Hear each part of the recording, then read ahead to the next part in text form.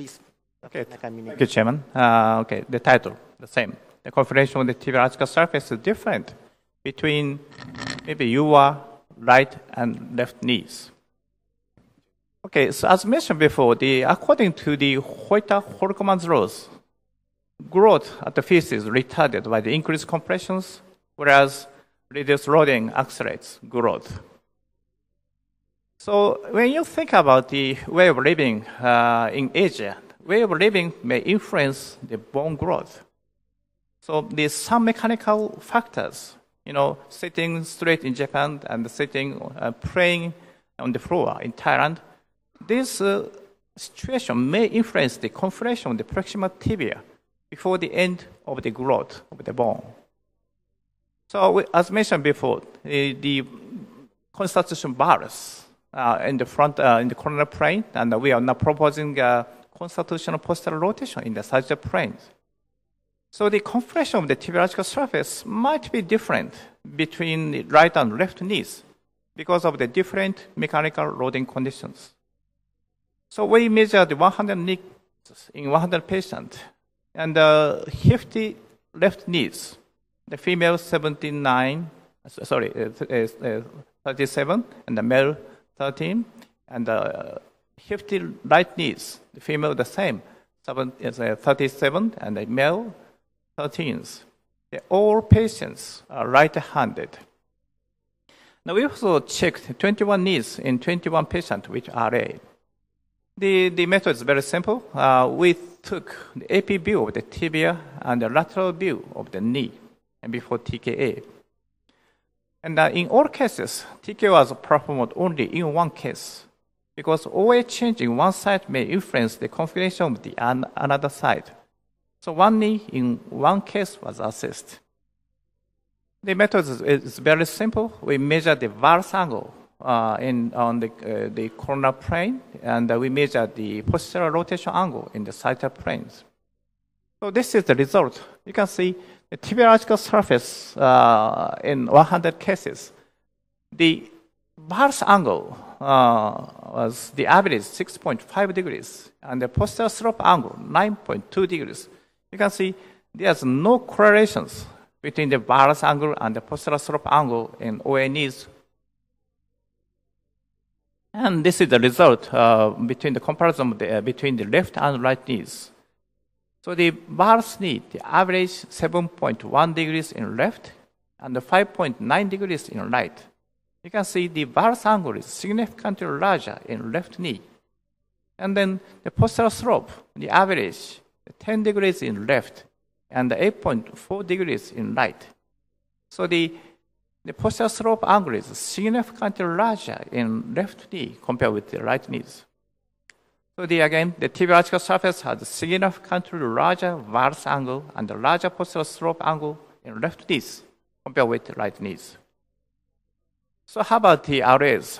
You can see the difference of the OA and RAs. The varus angles, the average in OA is 6.5, and the average in RA 4.7. So the varus angle is significantly larger in OA. And the posterior slope angle, the average 9.2 in OA and 10.2 RA, no significant difference. So what happens? According to the Holterman's law, you can see the overweight or overloading applied in the medial and the posterior side, and the lateral and anterior bone is growing. In the result, you can see on the coronal plane, the constitution bars, and in the sagittal plane, constitutional posterior rotations like that. So the loading by way of living influence the varus angle and the posterior slope angle independently. And the larger varus angle will have a risk factor for OA. So this is our hypothesis. So we thought the varus angle may be related to the living on the floor, and the posterior slope angle may be related to the walking style or something like that. So in Japan, we have a so strict manner in kimono. Sitting down and standing up, you can imagine the left leg is the supporting leg. So the varus angle may be related to the living on the floor, which means deep knee flexions. This is for sports. You can imagine when you do the sports, the supporting leg is very important. So the posterior slope angle may be related to the supporting leg. In this study, all cases were right-handed. So the left lower extremity is usually the supporting leg in the right-handed persons, especially when they get up from the floor. So in such situations, the larger load may be placed on the medial and the posterior part of the proximal tibia. But how about the femurs? We also measure the angle of the Blumen's lines. There's no correlation with the PTS. So no correlation between the flexion angle with the posterior tibial slope. So we also measure the so-called the femoral posterior condylar offset. There's no correlations. So no correlation between the posterior tibial slope and the configuration of the femoral condyles. So when you think about such kind of the bowings, you know, the anterior bowing of the femur is very popular all over the world. But lateral bowing the femur is only in Asia. So how about the tibia? The larger posterior slope is very popular all over the world, but larger varus is only in Asia. That's the point. So how about the fibulas? You can see there are so many kinds of the shape of the fibulas.